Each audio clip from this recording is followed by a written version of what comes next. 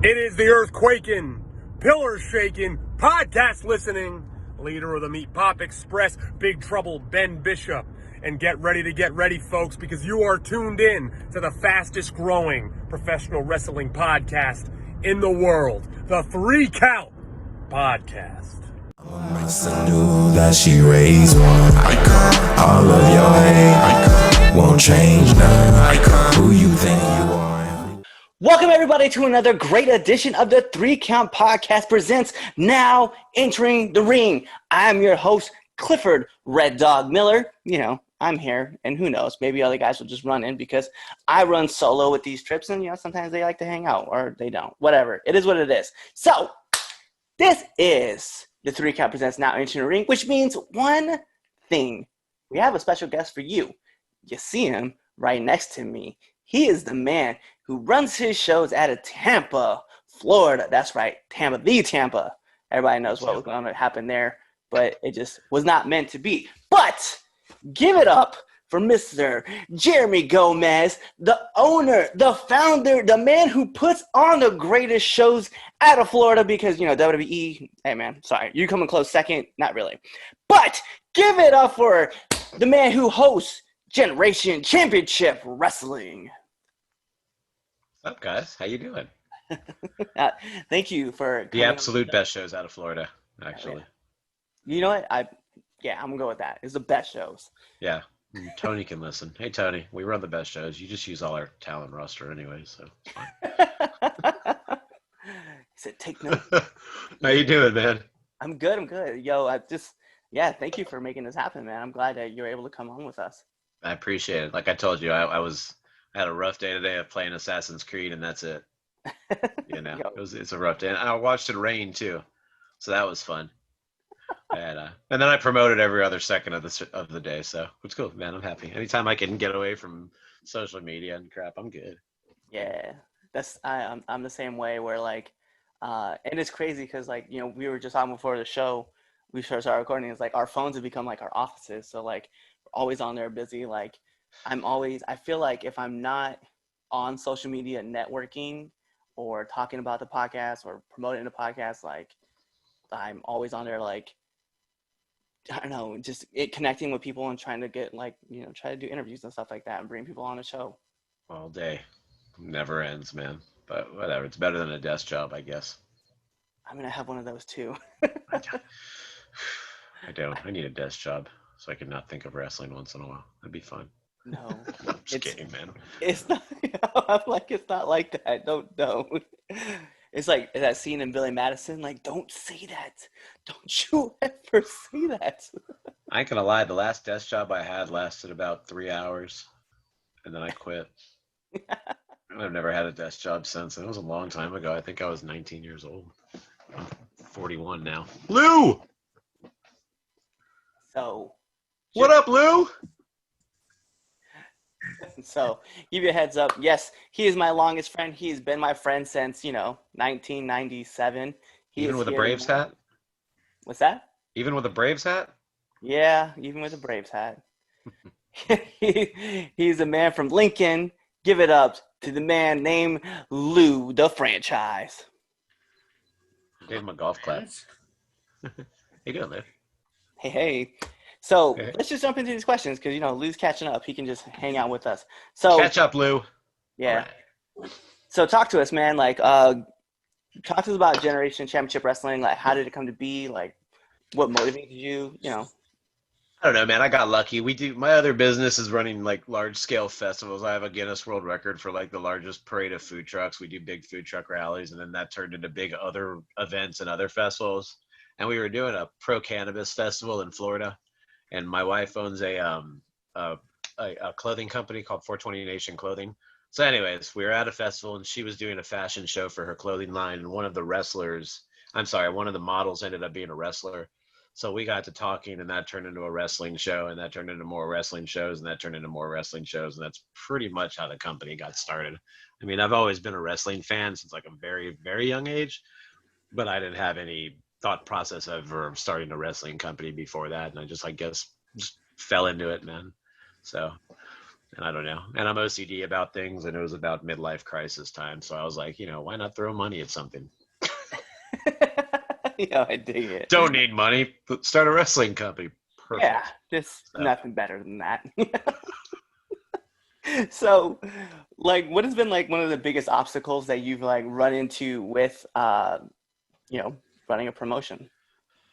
You Other know, than- the major problem I see, the major problem that differentiates us from, say, WWE or AEW, and I'm gonna put my philosophical hat on for this one. This is deep. This is deep.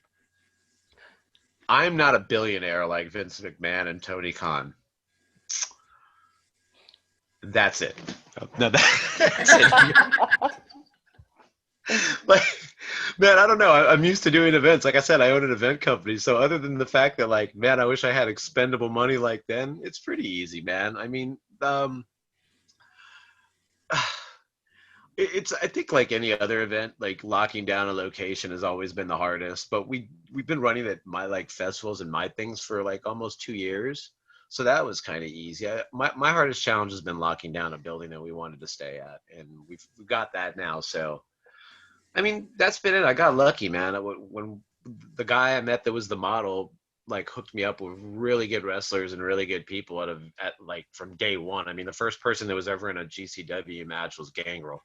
So I mean, like, we started off knowing the right people, and like Gangrel, Serpentico, Saeed Al Sabah, Diamante, Big Swole, Trish Adora. I mean, these are all people that were at our first show, and I mean, they didn't know me from Adam. So I mean, I was put in a good position to do okay and not completely fail from the start. The only thing that could probably stop me was my big mouth. So so that's wearing off after 2 years. I'm getting a little smartening myself up a little about shutting up once in a blue moon and not always being my heel character that I am when I'm on the show. So, but that's it. Yeah, one of the other hard things is operating in Florida, man. Like, we're from Tampa. There's probably 85, 90 promotions in Florida. So that splits crowds really easily. And it's hard when there's that many promotions in a state. It's hard to keep eyes on you. So that's it. It's just a challenge of getting off the ground and getting past the 2-year mark. It's pretty much it, which we're okay at. We got past 2 years and then COVID hit, so we're having to do a little slowdown. But other than that, we're good. Yeah, but it's one of those things too. Like, COVID hitting kind of like leveled the playing field for like everybody. Like, I've talked about it with like other people before, and they've all kind of said the same thing, that like when you, like, now that this is it, like even places like the juggernaut itself, like WWE, like, is brought to its knees, and that's at the same level as everybody else. And it's like, yeah, they can produce shows, but they're not traveling nowhere. So now they have to battle with like, like your content, right? So now you're going to see like either better wrestling, or you're going to see better storytelling, or you may not see either. Like, and We just see half our roster on Underground, which isn't anymore, and the other half on Dark. So that's what we're seeing, right? That's another thing in Florida. Now that they're all running out of Orlando and Jacksonville, like, all our local talent like goes to them. So that it kind of actually made it harder on us because, I like to say that Tony Khan's, doing an indie show with $1 billion every week, so, but I'm just ribbing him, man. But yeah, it has. I mean, it got rid of a lot of people, man. It got rid of a lot of people, and I hate to like say that helped a couple companies, but it did help a couple companies that there's less competition now. But it's been rough. It's been rough running. It's been rough doing anything. It's just everything's different now. So yeah, definitely. I think we're all starting back on, if we're not WWE or we're not AEW, we're all kind of starting back on ground zero again, equally, like you say. Yeah. And then like, so I guess like, let's go like pre-pandemic, right? Like, what advice would you be giving like people who are trying to run like wrestling events? Like, what kind of advice would you want to give to those guys? Don't. I don't know. No, man. Don't run too often. Don't push the envelope. Make sure you've got your fan base. Make sure you do your diligence, things like that. Don't be too eager to do things when there's other people going. It's not like I say in every business we run, man, it's not a sprint, dude. Just hunker down, prepare for the long haul, and be smart about it, And wrestling's a big, be respectful. Wrestling's a big respect-driven industry. So, if you come from another industry like I did, don't be so quick to think you know everything, because you'll get bust down real quick. So just be cool about it. It's probably be cool about it. It's its own little thing. So that's what, yeah, be cool. Slow down. Go easy into it. I mean, that's what we say in the business, right? It's like, if you think you're working fast, slow down. Yeah, If you think exactly. you're working slow, work slower. Yeah, think about it. Think about what you do. Think about it. Think about it. It's psychological on both ends, in the ring and outside the ring. So It definitely is. yeah. So one of the other questions I really wanted to know is, like, what advice would you give to future, like, upcoming wrestlers, people who are trying to get into the business? Same thing. Go easy, man. I try to tell guys this too, and I understand that workers need to make money and stuff like that, but same thing in every industry I'm in, man. Same thing with music industry. If you're an upcoming band, you're an upcoming wrestler, you're an upcoming anything. Don't overbook yourself, man. You're not gonna draw, dude. Not even Metallica is gonna draw if you like book yourself 50 places in a 10-mile radius in 10 days. You know what I'm saying? Like, don't overbook yourself. Don't overextend yourself. You're a commodity. If people can see you everywhere, every second of the day, it's not really a commodity, man. It's like there's a very thin line. You know what I mean? Very, very thin line. Like, just, make yourself worth seeing. Don't overbook. Don't do a show 5 minutes down the road that you just did a show. It's just ease into it. Like everything else, just be slow into it. Take your time. Slow. Be smart about it. And I guess, like, the other question I was going to really ask too is, like, what advice would you give? Like, 'cause I know a lot of people will ask this question, but not a lot of people are asking, like, this other big question. Like, as far as, like, a wrestler trying to market themselves to a company like yours, like, what are you, like, looking for? And, like, how do you kind of establish, like, this might be that guy, this is definitely not that guy, or that might not be that guy, or maybe he'd be surprised? Like, I'm big on the entertainment portion of wrestling, man. Like, there's a lot of wrestlers, man, but if you can't talk and you can't, like, endear yourself to the fans, and you can't be like a superhero or something that people care about, you know what I mean? It's going to be rough to get over. Well, I'm sorry, not everybody can do big moves, and not everybody can do big jumps and big dives and stuff like that. But, like, a lot of people can. What a lot of people can't do is endear themselves to people, man. And you're an entertainer. You got to be an entertainer. That's it. You've got to do that.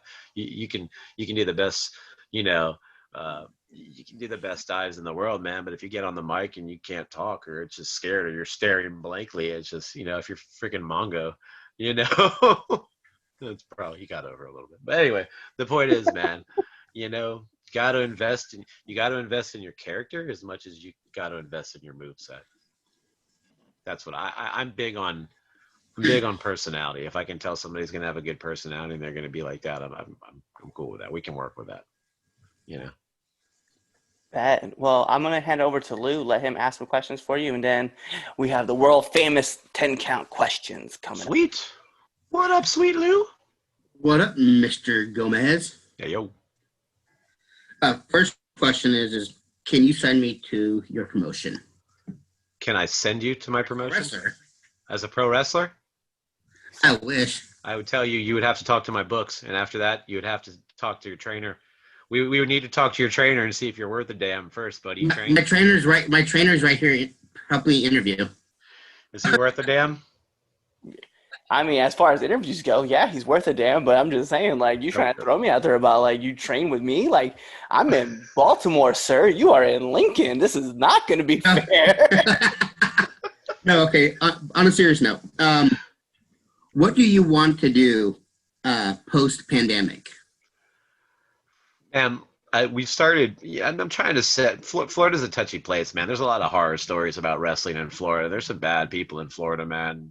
Some of us know who that is and who they are. But we're trying to be leaders coming out of the pandemic. We feel like we've been doing it a while, and we feel like we've been garnering a lot of respect from the people in the industry around here. So when we get out of it, we're just going to lead going forward. That's why we've kind of switched around our women's division, and we've kind of tried to even everything out and just leaders.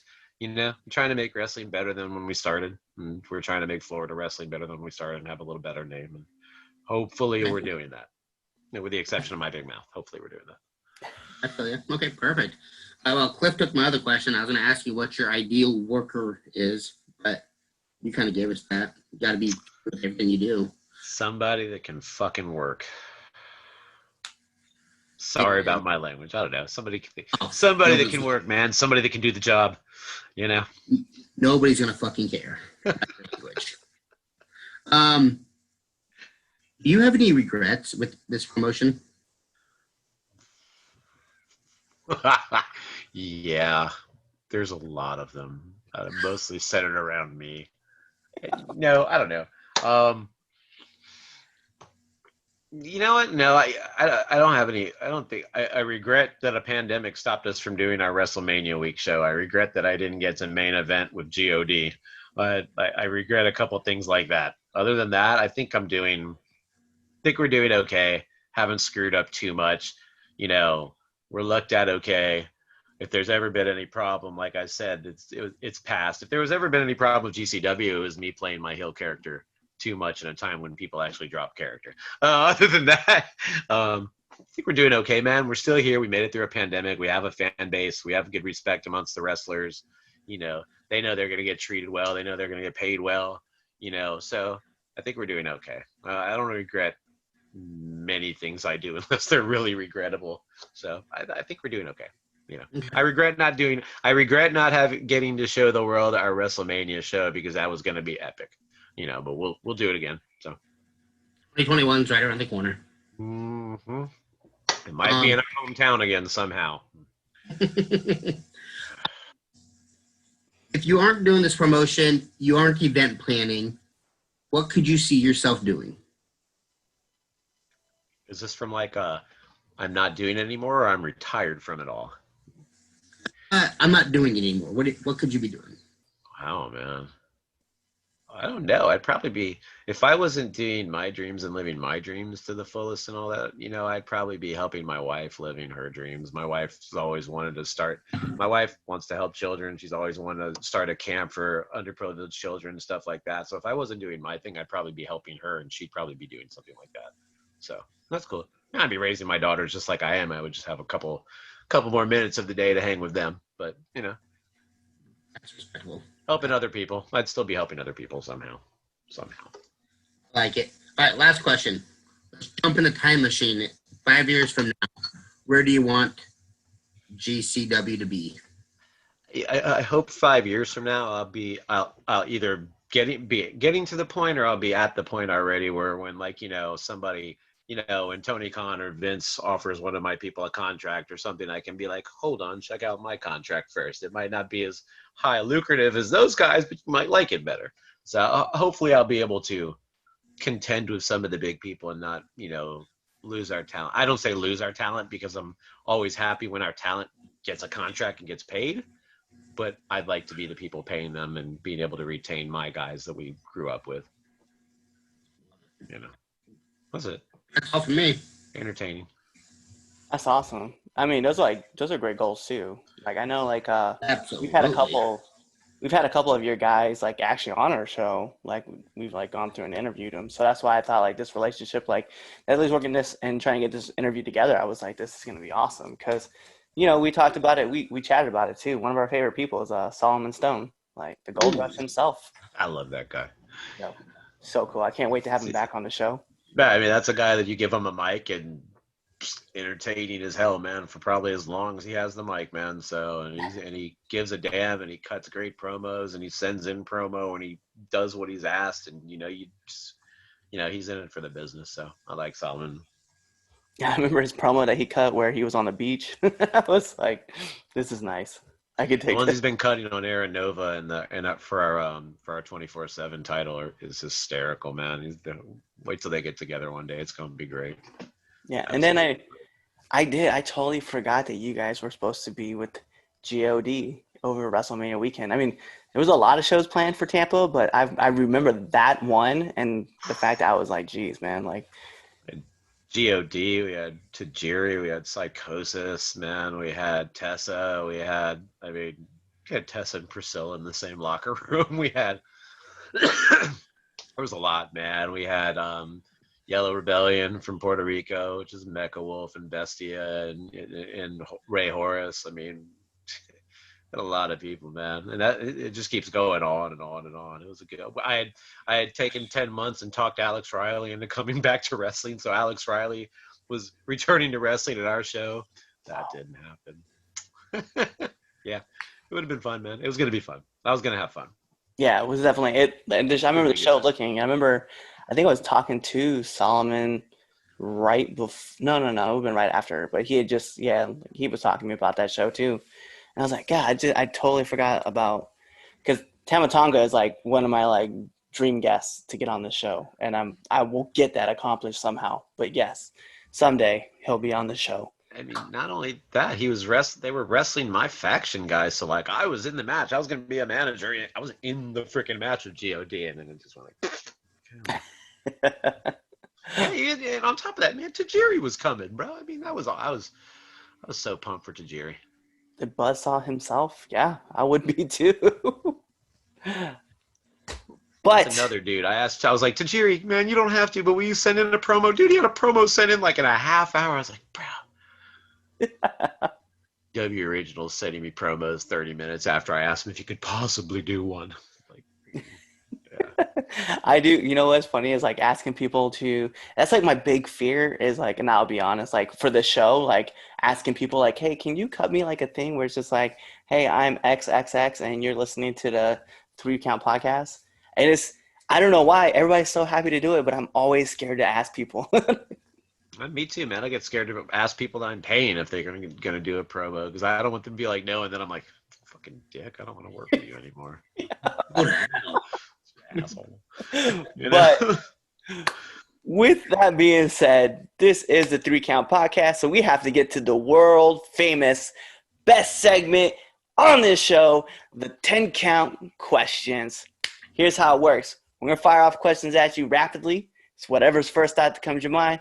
It's not a test that you can fail, but you can fail. But it's not a test that you can fail, but you can definitely fail. Okay. So with that being said, let's put on our imaginary timer.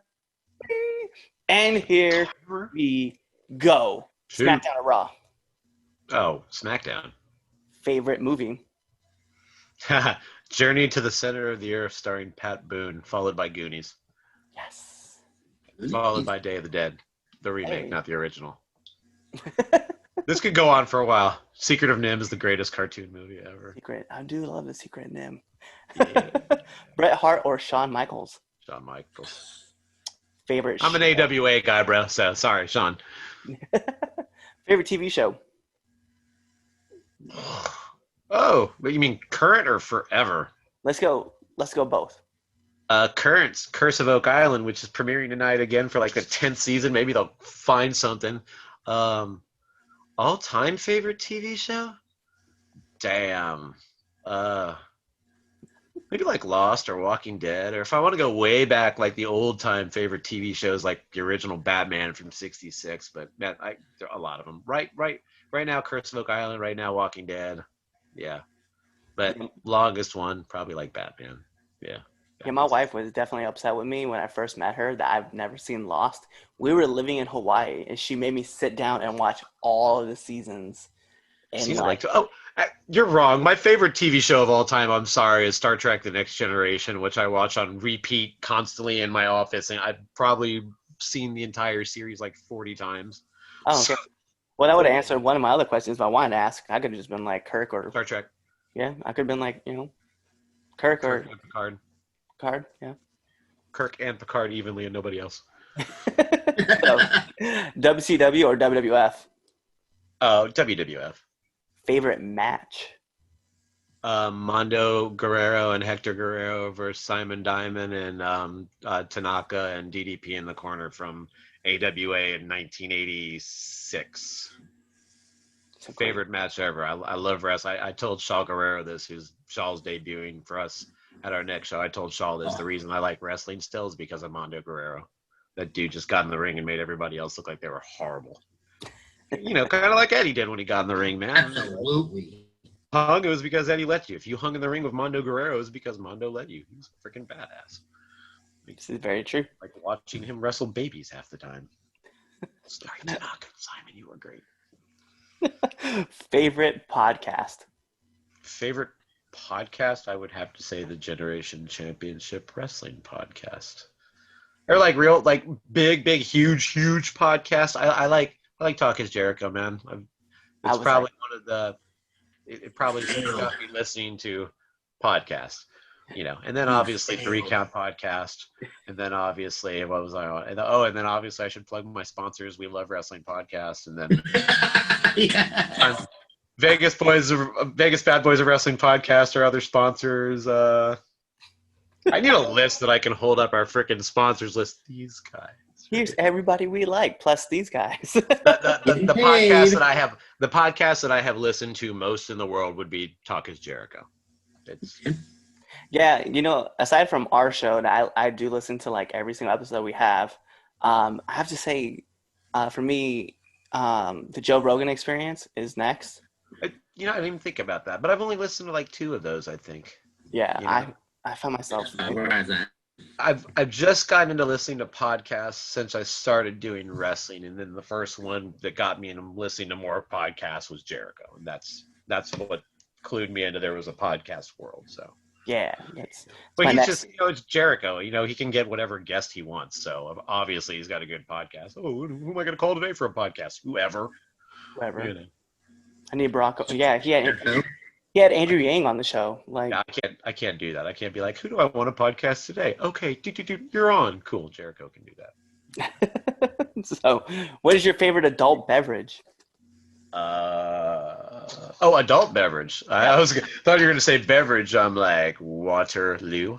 Adult beverage would be whiskey, and right now it would be probably like Japanese whiskey, probably Suntory, Toki, or something like that. Yeah, I could definitely go for some soju right now. If we're talking like a mixed beverage, if we're talking like breakfast time, we're going to be going with like a Bloody Mary or something like that. Bet. All right, I need you to nominate one person to be on this podcast. Aaron Nova. Captain Aaron Nova, our generation, championship wrestling, Rex Bacchus, defender of humanity, 24/7 champion. Yeah, There you Aaron's go. great, and I can't say enough about Aaron Nova, dude. Solomon will tell you the same thing, bro. Solomon will tell you get Aaron Nova on the show. So he's great. He's a good friend of doing mine. Our writers now. He's our 24/7 champion, and he gives a damn about wrestling and entertaining. So I'd get him on the show immediately. Bet. But And then, last but not least, the best question of all time: favorite curse word. fuck. Yes. Yes. Is there Sicilian, man. We made our life around that word. Whoever invented that word is a genius. The way of life, dude. The way. every word in a sentence can be the F word, and it is awesome. And my favorite people on the planet, man. My wife and I made my kids that way. That word's great. Fucker, you fuck, hey fuck, yeah. So, aside from that, I know we do have some big things that we got to promote because that's why we wanted this whole thing to happen. So, tell our listeners and our viewers, what you have going on. Going on next would be our Diamond Cup. We hired Robin Reed, the Black Diamond. You might have seen her on WoW or lots of other places. But we hired her to run our women's division because I just didn't want to be the guy running a women's division anymore because what the hell do I know about being a woman or writing stories from it? I didn't feel like it was my place anymore. So hired Robin, kind of gave her complete control. I have control over my company, obviously, but I don't need to ask Robin to do anything. She does a great job, and she does it the way I would do it anyway. So what we decided to do when Kylan King was our last champion, our women's champion, she has gotten a lot of work from AEW. And if you know Kylan, you know that AEW is never going to let her go or they'd be stupid to. So she vacated the titles because, like, let's face it, she's busy and that's awesome. So she vacated the title. Robin thought that we should have a tournament for the championship. And I was like, perfect. So we're having the Diamond Cup. The Black Diamond, picked the name of the Diamond Cup. It was awesome. It was supposed to be this Friday on the 13th of November, but it got pushed back due to our brand new building not quite being checked out because of pandemic protocol. But we're in a brand new building. It's December 4th. It's Egypt Shriners in Tampa, Florida is the building. December 4th is the date. We've got Shaw Guerrero coming back to wrestling, making her debut for us. Priscilla Kelly is finally debuting for us. Who else? Queen Aminata is coming back. Zoe Sky is coming back. Vita Von Star is making her debut for us. I I'm forgetting some people, but I apologize. It's been a long day of video gaming, but we've got a lot of debuts. Oh, the Revolts making their debut. They're actually working the Metro Brothers, our tag champions, in a match that's obviously non-tournament because they're guys.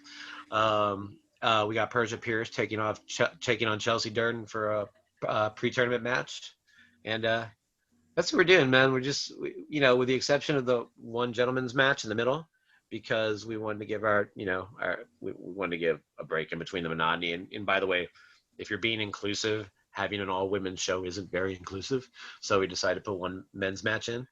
But other than that, we decided to let Robin run with this one, let the women have the forefront that they rightfully deserve. And so we're doing this. We're going to get our champion. And then after that, we're kind of determined to do GCW 50-50 at all times after that. If we have 4 men's matches, we're going to have 4 women's matches. So that's kind of like what I said, trying to go forward as leaders, man. We're just trying to do things like the equal right way. So that's what we're doing. GCW Diamond Cup tournament. The winner gets to be the women's champion in GCW. And, got a beautiful belt waiting for him. The Pro-Am belt's made for us. Another thing that day. So our championship title was actually stolen from us at the last show in Indiana. It wasn't a gimmick like it was at that other show, and it wasn't a gimmick or possibly like it was when Jericho does it. Like legit, my car got broken into when we were in Indiana, and somebody took our title belt. So Chuckles the Clown King won the GCW championship that night and didn't get a belt for his trouble. So Chuckles is going to be at the show. We're going to present him with a belt. So he's going to get his belt. A new women's champion is going to be crowned. Hopefully the tag belts don't leave my stable. So hopefully the Metro Brothers beat the hell out of the Revolt. So we get to keep that belt too. So there's going to be a lot going on that day. And Nova's going to be in the building. He's the 24/7 champ. So, if you can come in and get a GCW ref and roll him up, he might be the GCW champ too. So that's what we got going on. I'm going to roll him up. I want a belt. Hell with him. Love it. Wait till he's in the toilet. Who wouldn't want to be a champion for GCW? I don't. I'm actually cool with being the boss, so I don't need a damn belt. I just, pull the little people like a string and make them do my bidding and other crap. So. Signed your check today, I guess. I'm not this nice when I'm in character, man. I wouldn't even be doing this sad podcast. I mean, I wouldn't have been using that nice of a word either. Be going back to my favorite curse word a lot more. I appreciate it. So just do us a favor, man. Just let our listeners and our viewers know where they can find you on all social media platforms. For free? No. I don't know. If I had my glasses, I'd do it in character. That'd be funny as hell, but I don't have my glasses and I can't be mean with a straight face without them. Whatever. Anyway, you can find us pretty much on all social medias at GCW Wrestling Pro. That's pretty much all our social media. Our Pro Wrestling Tees store, which you can get awesome shirts like fake GCW shirt. Acronyms are hard on marks. You can find that at Pro Wrestling Tees /GCW Wrestling Pro.